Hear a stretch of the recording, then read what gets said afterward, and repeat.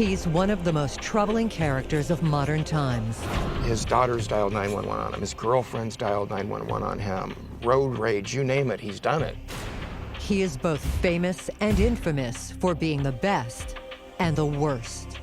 When he was acquitted, he and Cochran, they kind of looked over at me and did that little smirky, gotcha. How did an American icon become an American tragedy? We, the jury in the above entitled case, find the defendant, Orenthal James Simpson, as follows. Count 1, conspiracy to commit a crime. Guilty. Count 2, conspiracy to commit kidnapping. Guilty. Count 3, conspiracy to commit robbery. Guilty. The untold twisted tale of OJ Simpson and a trail of rage.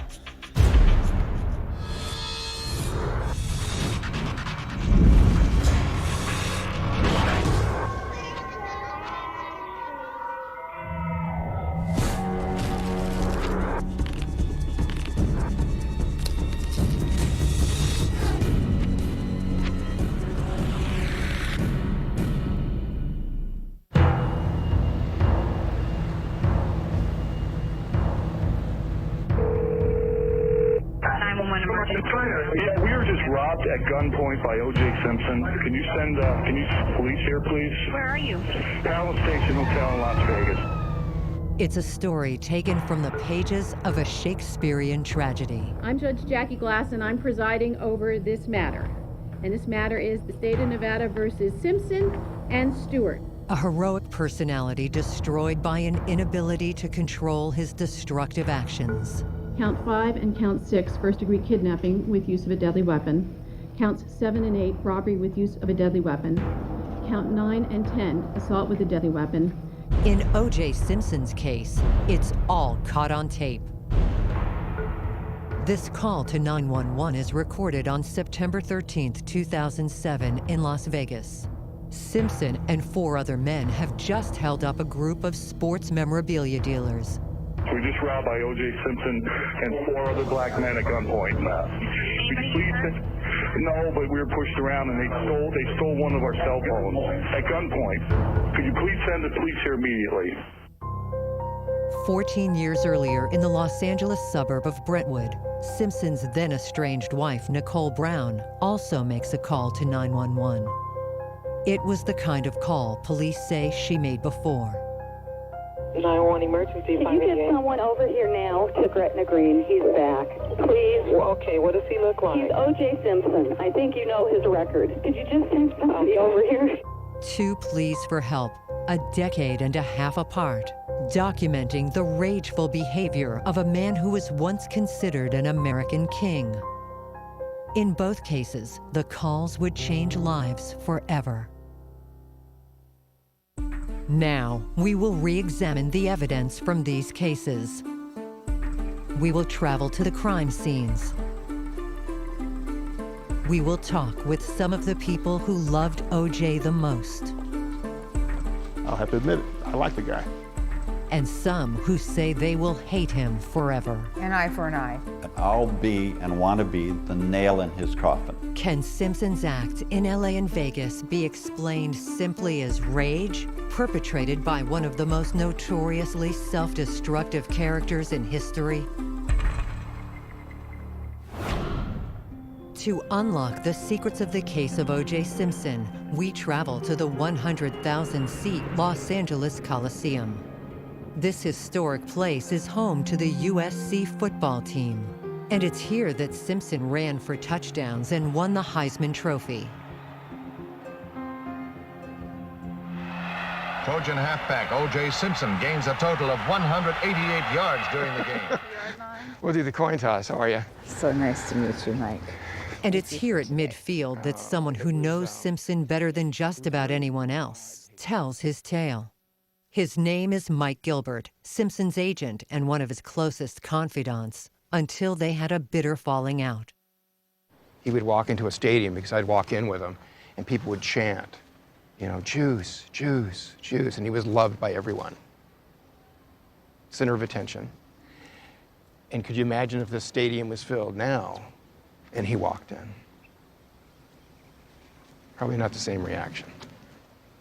OJ lost every friend he ever had, everything he ever had, even his accomplishments here in the football field, the Heisman Trophy. He lost it all. He became what all of the OJ haters thought he was. He became a thug. His daughters dialed 911 on him. His girlfriends dialed 911 on him. Road rage, you name it, he's done it. How do you not just make the mistake once? How do you let your life get out of control and be found not guilty and not thank God and just change? When I met Michael Gilbert, I really didn't know what to expect. I wasn't sure if he had helped OJ, not helped OJ.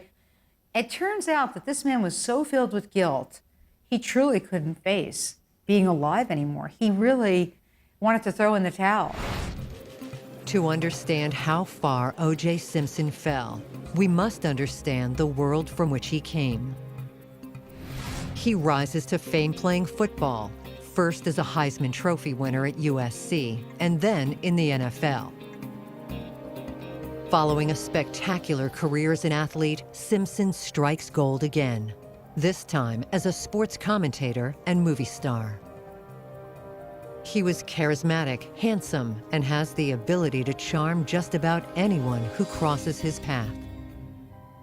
A close personal friend and business associate of Simpson's knows firsthand about OJ's allure. Now, when somebody told you don't fall under his spell, what, were they kidding? I was told by one of his football friends here locally, when I was getting ready to go down for the trial, he said, don't fall under his spell. And truly he has a spell. He throws a spell as if he were a sorcerer. But beneath the surface, there is another OJ, one kept well hidden from the public. When it comes to his image, it turns out OJ was a control freak. He choreographed every moment of what the public saw. So perception is everything when it comes to OJ Simpson. Oh, yeah. And image is everything when it comes to OJ Simpson. That was the most important thing to him, was his image. He said, never do anything that will damage his image. Behind the flashing smile is a darker side of Simpson, one that was evident in the months leading up to the death of his wife and Ron Goldman in June 1994. He and Nicole are divorced in 1992. In 1993, they decide to get back together for a year to see if they could work things out. The anniversary comes in the spring of 1994, and according to friends, it is Nicole who tells Simpson she wants to be single. He meets Nicole at age 17. So in essence, he's able to mold and shape her exactly as he wants her to be. As long as she needed him, he was fine. But the moment she turned that switch off and said, you know, you're right, we don't belong together, he changed. Literally, in the day, in the moment, he changed. Gilbert says the news does not go over well with Simpson. She was a waitress making minimum wage and tips, and I gave her this life, and she treats me like this. She's ungrateful after everything I've done. She drives a Ferrari, lives in a multi-million-dollar home because of me. If it weren't for me, she'd be a waitress. And he spun. Everything about him was different. I finally called our personal attorney, Skip Taft, and I said, Skip, what the hell is wrong with OJ? And I'd never heard Skip cuss. He said, Nicole has OJ so effed up, he doesn't know if he's coming or going. And that's why June 12th didn't surprise me. Some of the facts from that night have never been in dispute.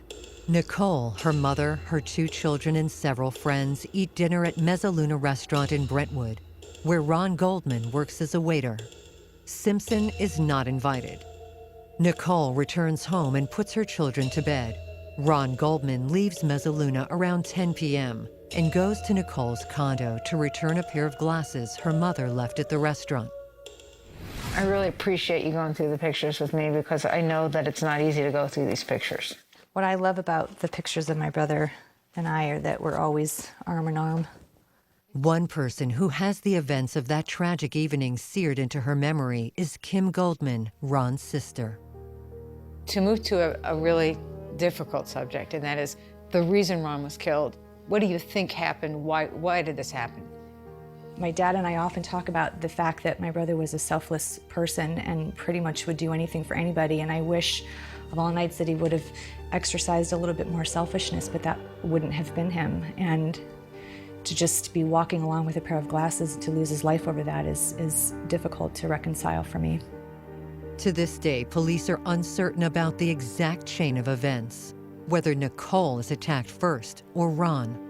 But when it's over, Nicole Brown and Ron Goldman have been viciously stabbed multiple times.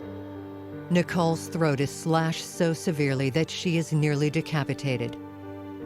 It's important for people to understand that, to know that Nicole was nearly decapitated, that my brother was stabbed 5 times fatally. You know, he had suffered numerous wounds all over his body, but in his jugular vein, his heart, his stomach, his thigh, like he laid there dying for a minute with his eyes open. He was found with his eyes open. He watched the killer walk away. I mean, when I need people to understand the brutality in which they were killed, to understand why we feel the way that we do.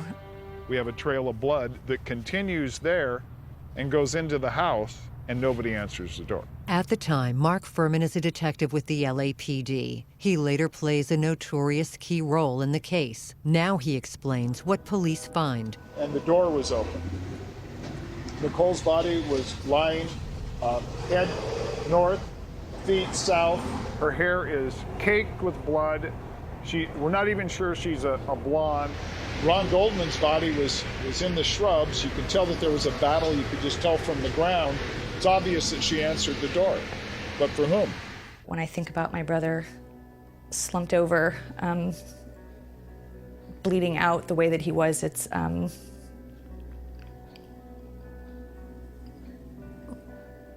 watching his killer walk away. I can't even imagine what he must have been thinking at that time. Just to even look at the photos of the crime scene, I can't even face them. I don't know, what do you do with that? Because it's got to stay with you all your life. It's unfathomable, and I hate to even bring you there. No, it's okay. It's important. That's what I'm saying. I mean, we watch the news every night, and we learn about people that are raped and abducted and killed, and we have put up such a shield to it. We're so desensitized to it that you don't even hear it anymore. I mean, that's when my dad said he was killed. It didn't even register, because you hear that so often, that you often don't understand the brutality. You don't know what gets left behind, and this is what gets left behind. My 5-year-old wanting to know why he'll never meet his Uncle Ron. Ron's father also faces the unthinkable. Those first days after Ron was murdered, I mean, literally, his name was never mentioned. It was Nicole Brown, ex-wife of, and a friend were murdered. We were at home watching the news, and my wife, Patty, got crazy with hearing that again, as we all had been. She called one of the major networks and said, "Ron has a name."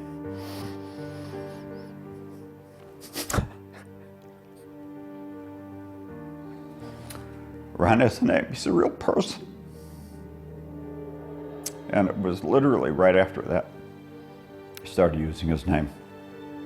What happens next ensures Ron's name will never be forgotten. Today, my office filed murder charges against OJ Simpson for the deaths of Nicole Brown Simpson and Ronald Lyle Goldman.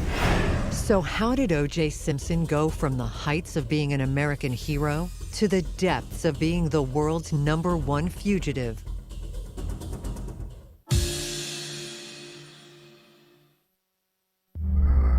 Two dead in Los Angeles in 1994, armed robbery and kidnapping in Las Vegas in 2007. Is it rage that links these two events? When I walked in OJ's footsteps in that Coliseum, I could see and feel those fans, the roar of the crowd that OJ fed off of.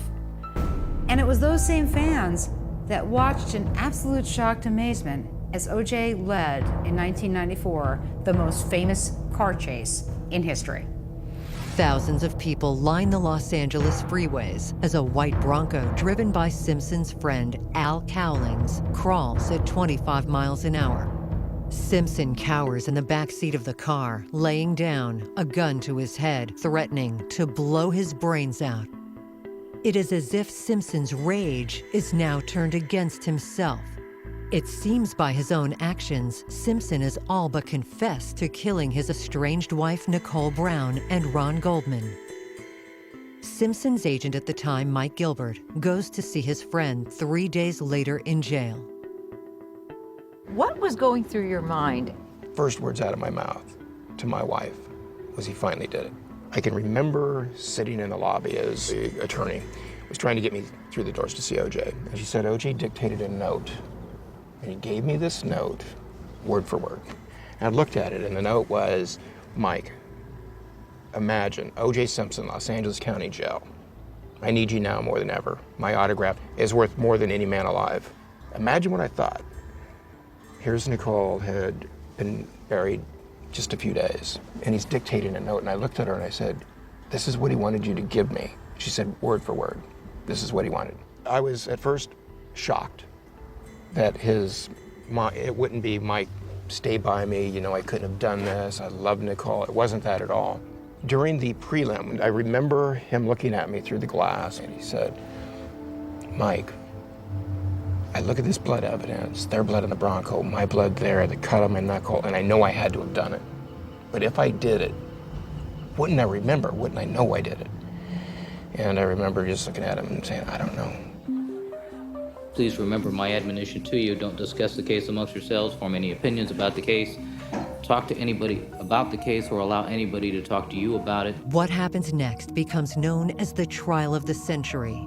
Simpson assembles a legal dream team of lawyers led by LA law legend Johnny Cochran. As he sits over there now, he's cloaked in a presumption of innocence. You will determine the facts of whether or not he's set free to walk out those doors, or whether he spends the rest of his life in prison. The evidence will show that the answer to the question is yes. OJ Simpson murdered Nicole Brown and Ronald Goldman. It was a live soap opera. It had everything. Money, drugs, interracial couple, beauty, Hollywood, fame. It had everything. It was the first reality show. Los Angeles legal legend Tom Mesereau explains how Simpson's dream team comes to his defense. Mesereau is well-versed in the inner workings of how the Simpson criminal trial unfolded. This case fascinates me, it fascinates you. Why does it fascinate you still to this day? You know, the case was a landmark event in American history.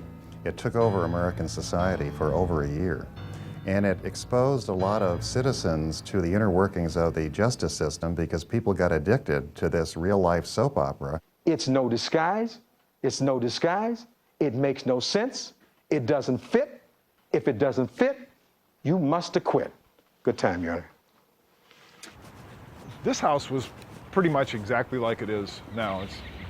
Racism becomes as much a part of the Simpson case as murder, and it centers around one man, Detective Mark Furman, who was caught in a lie about using a racial slur.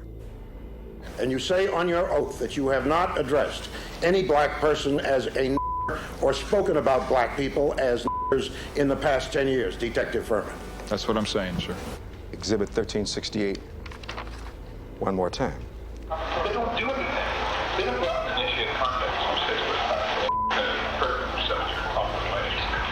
from That's this man who's out there protecting and serving us. That's Mark Furman. Maybe a dangerous place to go, but I feel I need to go there. As much for your sake as anybody watching this, what happened when the evidence came in and the N-word came out? I cannot, to this day, go back as long as I can remember being an adult, being a child, to look a black person in the face and refer to him in that way, okay? Furman maintains he was recorded using the term while he was collaborating with a writer on a screenplay detailing the life of a bad cop. I used a lot of words, referred to a lot of people, thought I was being funny, I was saying all these things, and where did they come from? Okay, yeah, I agree. Some of them can come from me being other people, being characters in this book, from what I heard in the street, but it was a fictional screenplay. Anybody can call me a racist. If you just say, he's a racist, okay, now go back and say how this affected the murder of two people. When I talked with Mark Furman, he actually confirmed my premise that the rage that OJ had built up in 1994 was still present decades later in 2007 in Las Vegas.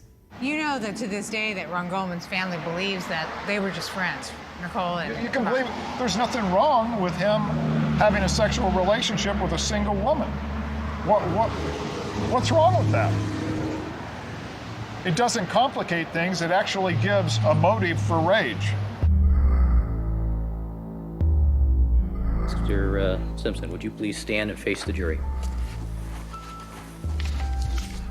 Mrs. Robertson. Superior Court of California, County of Los Angeles, in the matter of the people of the state of California versus Orenthal James Simpson, case number BA097211. We, the jury, in the above entitled action, find the defendant Orenthal James Simpson not guilty of the crime of murder in violation of Penal Code Section 187A, a felony upon Nicole Brown Simpson, a human being, as charged in count 1 of the information.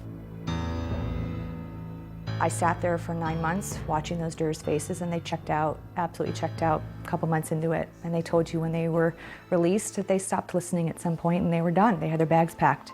We, the jury, in the above entitled action, find the defendant, Orenthal James Simpson, not guilty of the crime of murder in violation of Penal Code Section 187A, a felony upon Ronald Lyle Goldman, a human being, as charged in count 2 of the information. It was just an unbelievable farce and ultimately resulting in a guilty man walking out of a courtroom. Everyone who saw this trial, the vast majority of the world that saw this trial, knew that he was guilty.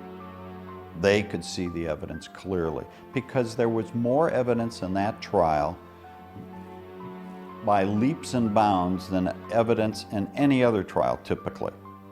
Overwhelming evidence. You're not going to convince anybody by this or anything else I say anything different than what they want to believe.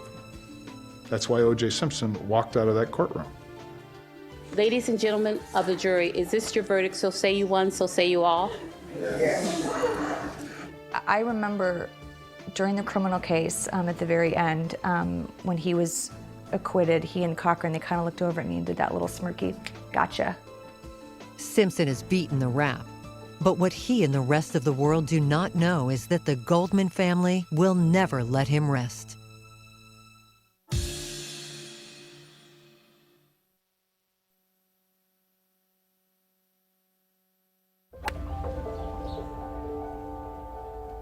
OJ Simpson is a free man, acquitted of the murder charges against him in a criminal trial. Simpson now goes back to his celebrity life. Mike Gilbert, Simpson's former agent and confidant, is there through it all. Gilbert has given few intimate interviews about his life with Simpson until now.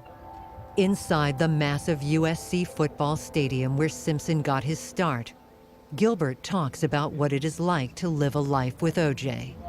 I had a reporter once say, God, you guys you're all loyal to each other, but none of you are loyal to your wives. And I thought, wow. And then I thought about it. And the reporter was right.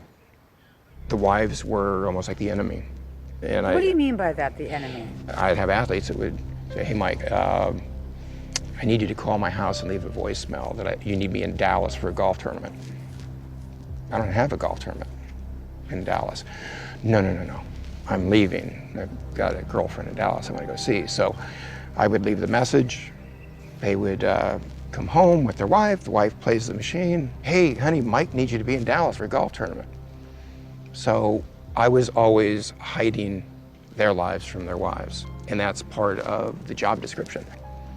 The guilt that I carry is that given opportunities, do the right thing, do the wrong thing, I did the wrong thing repeatedly. I've lost enough of my life because of my choices with OJ. I've lost 15 years, and I've lost my respect because I can't blame OJ like Mr. Goldman can. I blame me. My life is my life. I can't go back. Opening statements are expected today in the O.J. Simpson wrongful death civil trial. Attorneys for the families of Ronald Goldman and Nicole Brown Simpson will spell out why they say the evidence will show that Simpson is the real killer. The trial is expected to last about 4 months. The Goldmans win the case, a $33 million judgment against Simpson. Have you received any of that money? Not from him. He vowed, as did his attorneys vow, that we'd never get paid a dime. And he has never himself paid one single penny. Anything that we've accomplished by going after him and taking things from him. The night before we were going in to seize items from his home for the civil judgment, that he went in the night before and removed, Tiffany lamps and, Oriental rugs and his Andy Warhol paintings, anything that had any kind of value, disappeared. OJ's assistant has a list about what the Goldmans are coming after. That's correct. And they know. And that list came from the sheriff's department, from the person that we knew at the sheriff's department at the jail. They had sent it over, and so we have to get everything out. Everything. At that time, I didn't even think crime, not a crime, but it was, and it was unethical. Our loyalty was still to OJ, and the Goldmans were the enemy, and so on and so forth. So, items went to storage, items went to people's homes. It was ridiculous how many items left. Everything was hidden. Everything was put away at various storage units in LA, San Francisco. Some of them still exist today. This is a video of OJ Simpson's flag being raised at Rockingham for the very last time. 7 months after giving up everything inside his house, Simpson is forced to give up the house itself. Well, it's been a good 8 or 9 years. See, Rockingham is pretty much empty. OJ's agent, Mike Gilbert, comes to the Simpson home on Rockingham to film the house one last time. Come into the main living room, which during the good days we had a big screen TV. This area was where the table sat, where OJ would play dominoes with people like Ahmad Rashad, Rosie Greer, AC, Marcus Allen. This footage has remained with Mike Gilbert since that time and has never been seen before. I hope whoever lives here after OJ, I hope they can have as much fun as OJ and his family and all of his friends had. So, that is the end of the OJ story at Rockingham. But even under the stress of losing his home, Simpson is still concerned about his image. In the footage, Simpson asks Gilbert to film him taking down his flag one last time.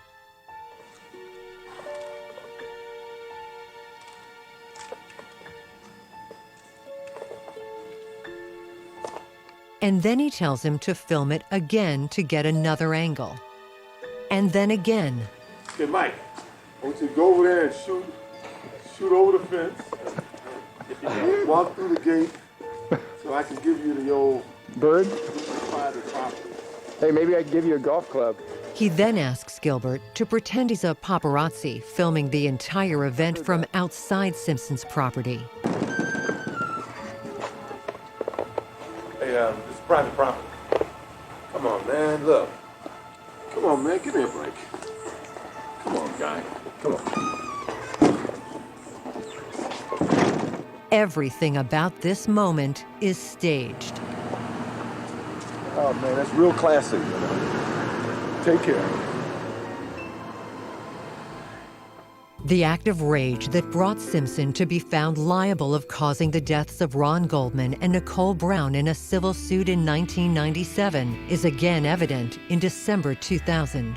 In this case, it is road rage, and once again, Simpson winds up in court charged with misdemeanor battery and felony burglary inside an automobile. I will ask you probably the silliest question of the trial. Please state your name for the record. Arenthal James Simpson. Okay. And how are you employed? I have one job, raising my kids. Okay. Do you do anything else to earn an income? No. Where do you live? I live currently in South Miami. Simpson is living the good life in Miami, a place he fled to after losing the civil judgment to the Goldmans. A neighbor of Simpson's is almost struck when Simpson runs a stop sign while driving with his 2 young children. When the neighbor confronts Simpson about almost causing an accident, Simpson's rage allegedly takes over again. Well, I opened the door of the car, and I sort of leaned out of the car. I certainly wasn't going to go back to the car because I've had some things happen in my life in the last 6 years that I just couldn't do that. Right. I heard him say, OJ Simpson. Simpson faces 16 years in prison, but when the trial is over, there is not enough evidence for a conviction, and Simpson walks free. In 2004, Simpson makes headlines again, this time for writing a tell-all book he calls If I Did It. He said it was a hypothetical. I don't think anybody that reads it walks away saying, oh, he's just pretending. I think they see him for who he is. I don't know how anybody could possibly read his words and walk away with any other belief other than, oh my God, of course he murdered Ron and Nicole. He convicts himself pretty well. We'd gone after the rights to the book in California court, and I think the killer and his attorneys thought that we might have a chance, though they decided to declare bankruptcy of this fraudulent company that they laundered the money through. And in the process of declaring bankruptcy, it ended up in bankruptcy court. The Goldmans are given control of the book, but in order to give the book a value, the bankruptcy court requires the Goldmans to publish it. I don't think it's entirely a coincidence that the day that our book made it to the bookshelves was the night that he broke into the hotel room in Las Vegas and tried to get all his stuff back. It was the same day. It was the same day. The rage that finally brought O.J. Simpson down occurs on the exact same date that If I Did It is published. And his dealings with the Goldmans are far from over.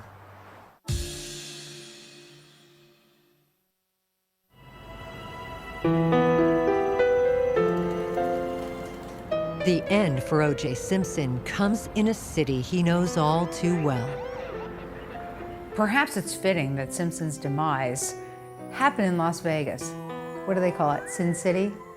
And he was there for a wedding. While there, he learns that his former agent, Mike Gilbert, is in town.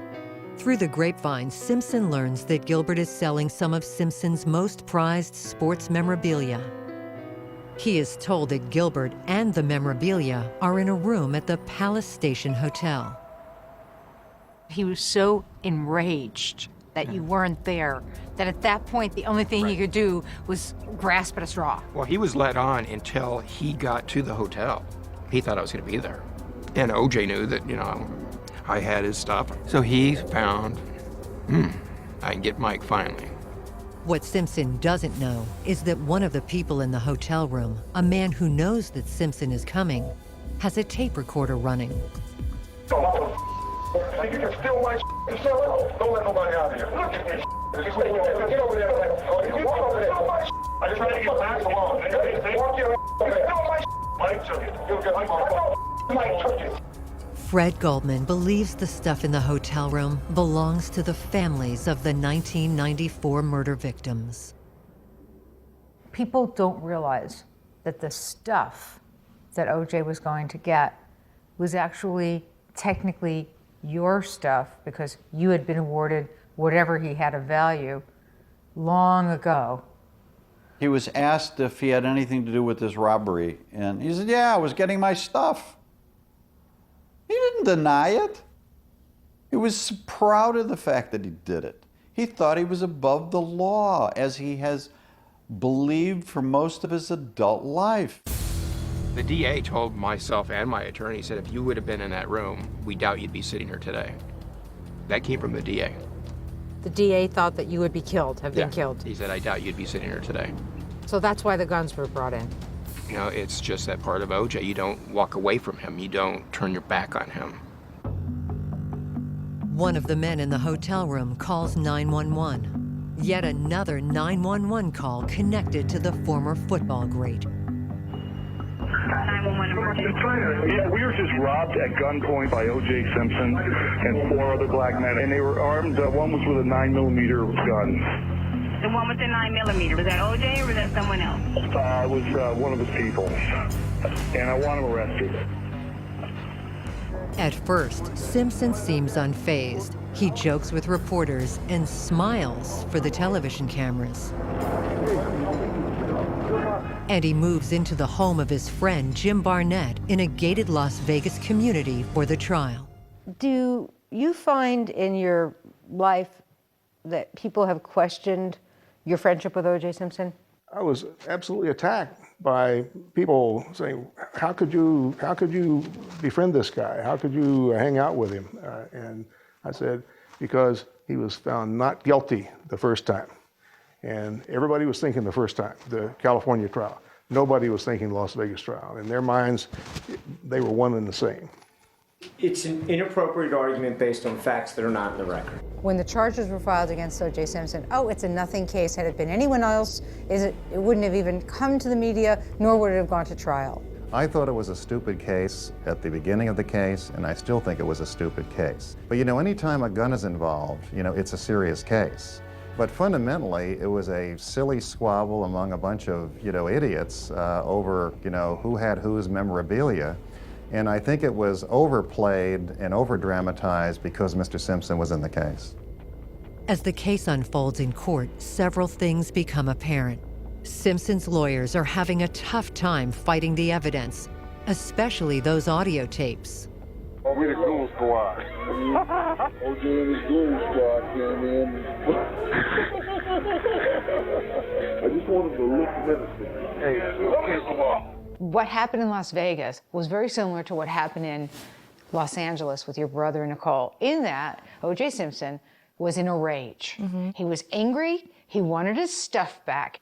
He had 13 years boiling up in him, which you helped brew. Yeah, you know, when you listen to the tape and you could hear him, it was very reminiscent of the 911 call that Nicole had made, and you could hear him yelling in the background when he was banging on the door, screaming at her. 5 children. Just stay on the line, okay? You could hear that in the tapes from Vegas, and you know, that every other word had to be bleeped. How do I know that, you mother? You tried to take my shirt, I can only imagine what it must have felt like in that room, in those closed quarters, to be up against that. It brings chills even hearing. I can hear it in my head, you know, those tapes. So I can't even imagine what it'd be like to be faced with it. Massive rage. Yeah. Listening to the level of anger, I've heard that before.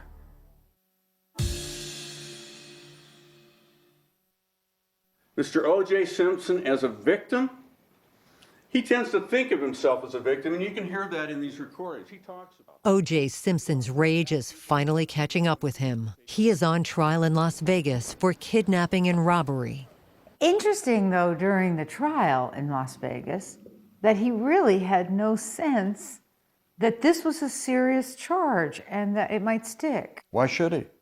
I mean, truly, why should he have thought that he wouldn't get away with it again? Look at all the things he got away with in his life. Most serious of all, murder. We, the jury, in the above entitled action, find the defendant, Orenthal James Simpson, not guilty of the crime of murder. He thought he was above the law. The world and the system has been telling this guy for years and years and years, you're special. You don't ever get held accountable for anything. You can do what you want and get away with it. For me, the connection between everything that's happened prior to this and the trial in Vegas is that he has spent his life being vicious, violent, and getting away with it. So by the time Vegas rolls around after all these years, for him, this was just another moment where he could do what he wanted, get away with it, and never figured he would ever be held accountable. Or certainly never thought that in a million years he would ever go to jail for it. His arrogance got the better of him. We made a promise to Ron, we made a promise to ourselves that we'd go after him, and we did. We, the jury in the above entitled case, find the defendant, Orenthal James Simpson, as follows. Count 1, conspiracy to commit a crime, guilty. Count 2, conspiracy to commit kidnapping, guilty. Count 3, conspiracy to commit robbery, guilty.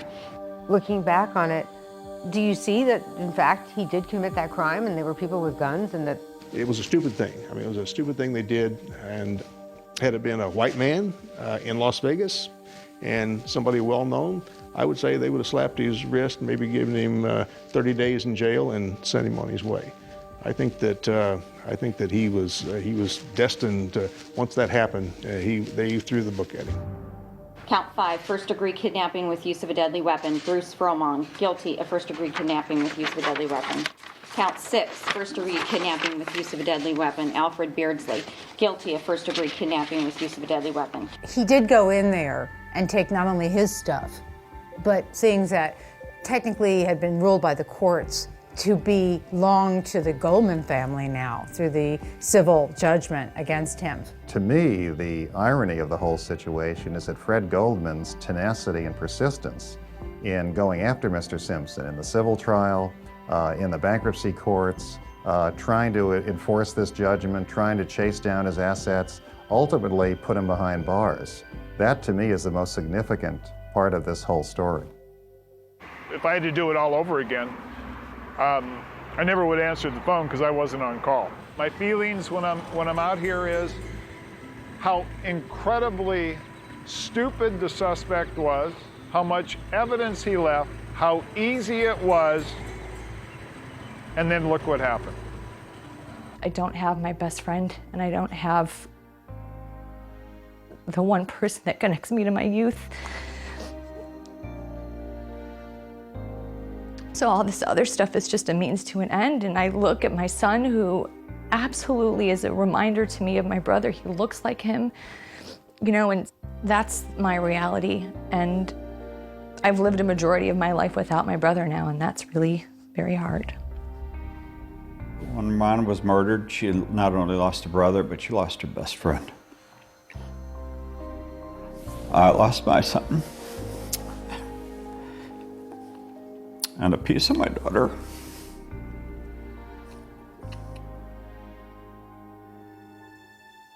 People don't realize that the crimes that OJ committed in Las Vegas and Los Angeles are connected in a very close way.